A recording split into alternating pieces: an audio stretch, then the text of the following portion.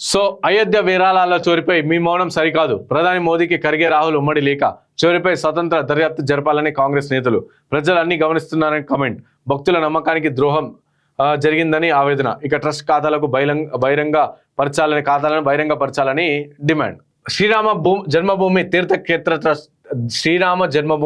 తీర్థక్షేత్ర ట్రస్టులో జరిగిన చందాల చోరీపై తక్షణమే స్వతంత్ర సమగ్ర దర్యాప్తు జరిపించాలని పార్లమెంట్ ఉభయ సభలకు ప్రతిపక్ష నేతలు మల్లికార్జున ఖర్గే, రాహుల్ గాంధీ డిమాండ్ చేశారు. కోట్లాది మంది భక్తులు ఎంతో నమ్మకం, భక్తి శ్రద్ధలతో తమకు కష్టాజీతాన్ని రామ మందిరం కోసం విరాళాలుగా ఇచ్చారని, కానీ ఆ విరాళాలు దొంగతనంగా వారి నమ్మకాన్ని ద్రోహం జరిగిందని ఆవేదన వ్యక్తం చేశారు. ఈ మేరకు ఆదివారం ప్రధాని నరేంద్ర మోదీకి ఒక ఉమ్మడి లేఖ రాశారు. దీన్ని ఖర్గే ఎక్స్ లో పోస్ట్ చేశారు. సో ఇట్లా ఈ విధంగా అయోధ్యలో మనం ఇచ్చిన పైసలన్నీ కూడా చోరీకి గురైన పరిస్థితి. సో దీంట్లో కొంతమంది ఏమంటారు, బీజేపీ పార్టీకి సంబంధించిన నాయకులు కొంతమంది ఏమంటారు, ఈ ట్రస్ట్కి సంబంధించిన వాళ్ళు హిందువుల పైసలు హిందువులు దోచుకున్నారు, దాంట్లో తప్పేముందని చెప్పి ఒక్కడు మాట్లాడతారు. ఇంకొక ఎమ్మెల్యే ఏం మాట్లాడతారు, ఏదైతే చోరీకి గురైన 2000 కోట్ల పైసలు ఏవైతే ఉన్నాయో, సో 2000 కోట్ల పైసలు అంట ప్రజలు కష్టపడి సంపాదించిన పైసలు, అక్రమంగా సంపాదించిన పైసలు అయి ఉండొచ్చు, అందుకనే ఆ పైసలు చోరీకి గురైనాయి అని చెప్పేసి ఎమ్మెల్యే మాట్లాడతాడు. సో ఏంది అంటే గతంలో ఇప్పుడుగా 1950 ఆ టైంలోనే ఒక్కసారి 14,000 కోట్లు, దాని తర్వాత ఒక్కసారి మళ్ళీ ఇప్పుడు ఒకసారి ఇప్పుడు అంత చందా బుక్లు అవన్నీ ఊరు ప్రతి ఇంటికి చందా బుక్ పోయింది కదా, చందా బుక్లో పైసలు రాసి మరి ఎటు ఆ లెక్కలు కూడా బయట పెట్టాలి కదా, బయట పెట్టదు. మళ్ళీ బీజేపీ పార్టీలు ఎవరైనా మళ్ళీ హిందూ ధర్మాన్ని కాపాడే మేము హిందూ వాదని హిందూ రాష్ట్రం హిందువులు కత్రెలా ఉన్నారని చెప్పి బీజేపీ నాయకులు ఎవరు కూడా మాట్లాడు. మళ్ళీ ఇప్పుడు ఎవరు చేయలే హిందువులు కత్ర ఉన్నారు.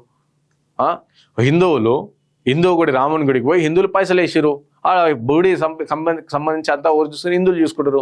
మళ్ళీ హిందువుల పైసలు హిందువులే కొట్ల దొంగతనం చేశారు కదా, మళ్ళీ దీనిపైన మాట్లాడాలి హిందువులంతా కూడా మాట్లాడి దీని మీద ఏ విధంగా జరుగుతుంది, మీరు దేవుని పేరుని తప్పుగా ఇసుకెళ్తారు అని చెప్పి మాట్లాడినారు.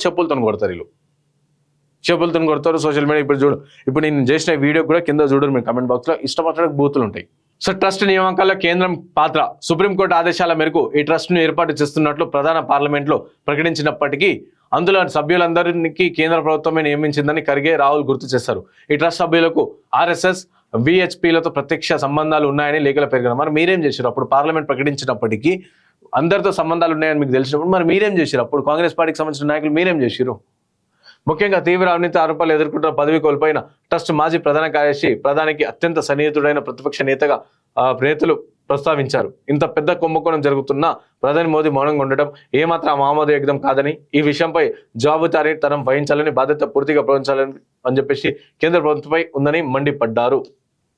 ఇప్పుడు ఎవరు మాట్లాడు, ఇదే మన పక్క రాష్ట్రంలో ఆంధ్రప్రదేశ్లో తిరుపతి లడ్డు అసలు అందులో కల్తీ జరగలేదని చెప్పేసి డైరెక్ట్ కోర్టు చెప్పింది. అయినప్పటికీ అందులో కల్తీ జరిగిందని చెప్పేసి ఇక్కడ ఏపీకి సంబంధించిన హిందూ నాయకులతో పాటు ఇటు మోదీ కూడా కమెంట్ చేసిన ఒక టైంలో. మళ్ళీ ఇప్పుడు మళ్ళీ అయోధ్యలో జరిగినప్పుడు కమెంట్ చేయాలి కదా. Where is that unapologetic Sanatani Hindu? ఎటువంటి ఆయన అన్అపాలజెటిక్ సనాతని హిందూ, అంతే కదా. సో ఎటువంటి మళ్ళీ ఇది మాట్లాడేది అయోధ్యలో జరుగుతున్నారు మాట్లాడాలి కదా. ఇప్పుడు ఈ హిందూ అంటే సనాతన ధర్మం కాపాడడానికి ఇంకా జనసేన నాయకులు అంటే తెలంగాణలో ఈ విధంగా జరిగిన అవన్నీ వ్యాఖ్యలు అవన్నీ చేసినప్పుడు జన నాయకులు అందరూ మళ్ళీ ఇప్పుడు మాట్లాడారు అయోధ్యలో పైన జరిగిన దాన్ని ఖండిస్తున్నామని చెప్పి ప్రెస్ మీట్ పెట్టరు. అంటే మీకు ఇష్టం వచ్చినప్పుడే మీరు మాట్లాడతారు, మీకు సంబంధించిన వాటిగా మాట్లాడుకొని ప్రజలకు అవసరమైన హిందువుల మనోభావాలు ఇప్పుడు అత్యంత హిందువుల మనోభావాలు ఇప్పుడు దెబ్బతిన్నాయి. మేము కష్టపడి ఒక్కో రూపాయి కూడగట్టుకొని దేవుని గుడి కడతారేమో, దేవునికి కావాలి అని చెప్పేసి మాకు ఇల్లు లేకపోయినా పర్లేదు కానీ రామునికి ఇల్లు కావాలి, రాములకి ఇల్లు కావాలని చెప్పేసి, రాముడికి ఇల్లు కావాలని చెప్పేసి మేము పైసలు పంపేసి ఆ పైసలను ఇప్పుడు చోరీ చేసుకుని ఇంకొకటి ఇల్లు కట్టుకోండు. మళ్ళీ మళ్ళీ హిందూ పైసలు హిందువులే దొంగతనం చేసి తప్పేముందని కూడా మాట్లాడుతుండు. ఇప్పుడు మాట్లాడాలి కదా వీళ్ళు.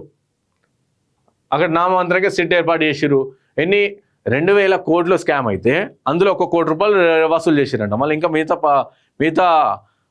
1,999 కోట్లు ఎటువైనాయి. మళ్ళీ నిందితులను కఠినంగా శిక్షించాలి. భక్తుల కానుకలకు సమర్పించిన నగదు, బంగారం, వెండి తదితర ఆర్థిక వ్యవహారాలన్నింటిపై వెంటనే స్వతంత్ర దర్యాప్తు ఆదేశించాలని ఖర్గే, రాహుల్ డిమాండ్ చేశారు. భక్తుల సొమ్మును ఎలా వినియోగించారో ప్రతి ఒక్కరికి తెలిసేలా విచారణ నివేదికలు, ట్రస్ట్ ఖాతాలను వెంటనే బహిర్గతంగా చేయాలని చెప్పేసి డిమాండ్ చేశారు. సమాజంలో ఎంతటి ఉన్నత పదవులు ఉన్నవారైనా, ఎంతటి ప్రభుత్వం ఉన్నవారైనా సరే ఈ అవినీతి బాధ్యులపై అని కఠినంగా శిక్షించాలని చెప్పేసి అన్నారు. సో ఇట్లా ఈ విధంగా కాబట్టి మేము కూడా అంటాం క్షత్రియంగా శిక్షించాలి. అవసరమైతే ఆ ట్రస్ట్ని అంతా తీసేసి మళ్ళీ కొత్త ట్రస్ట్ని ఏర్పాటు చేయాలి. సో ప్రాపర్గా దేవుణ్ణి మా హిందువుల మనోభావాలను కాపాడుతూనే పెట్టాలి. అండ్ ఈ స్కామ్, ఈ అయోధ్య సంబంధించిన రామ మందిరం స్కామ్ ఎంత ఆనం జరుగుతుంది, ఎప్పటి నుంచి జరుగుతుంది అని చూసి డీటెయిల్ ఒక ఇంటర్వ్యూ కూడా మేము చేసినాం. అది కూడా కాలేజీ ఒకవేళ మీకు ఆ ఇంటర్వ్యూ కూడా చూడాలంటే ఒకసారి కమెంట్ బాక్స్లో మీరు కమెంట్ చేయండి, ఒకసారి ఆ ఇంటర్వ్యూ పంపండి అని చెప్పేసి. ఏ సంవత్సరం నుంచి జరుగుతుంది, అమలు ఎన్ని పైసలు జరుగుతున్నాయి, ఎన్ని వేల కోట్లు జరిగినాయి, ఏమేమి జరిగినాయి, అవన్నీ కూడా డీటెయిల్గా ఇంటర్వ్యూలు ఉంది మనకి, ఆధారాలతో సహా ఇంటర్వ్యూలు చేసినాం మనం. సో ఒకవేళ మీకు ఎవరికైనా సరే ఒకవేళ చూడాలని ఆసక్తి ఉంటే కమెంట్ బాక్స్లో కమెంట్ చేయండి, ఆ ఇంటర్వ్యూ లింక్ని మేము పెడతాం.